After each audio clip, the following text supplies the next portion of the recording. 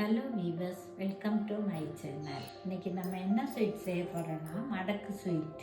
அதுக்கு தேவையான பொருட்கள் என்னென்னு பார்க்கலாம் வாங்க. மைதா 2 கப், எல்லோ கலர் போட்டுக்கலாம். சால்ட் ஒரு பிஞ்ச் அளவு போட்டுக்கலாம். ஆயில் ஊற்றி பிசைஞ்சு எடுத்துக்கலாம். 3 மணி நேரம் ஆயிடுச்சு, மாவு செட் ஆயிடுச்சு. இனி உருட்டி எடுத்துக்கலாம். நல்லா எவ்வளோ மெலிசாக திரட்ட இல்லாமோ அவ்வளோ தூரம் திரட்டி எடுத்துக்கலாம். இந்தளவு தின்னாக வரணும். நம்ம கட் பண்ணிக்கணும். இந்த மாதிரி ஃப்ளாட்டாக உருட்டி எடுத்துக்குவோம். 2 கப் தண்ணி ஊற்றி பால் காய்ச்சி 2 கப் சுகர் போட்டுக்கலாம்.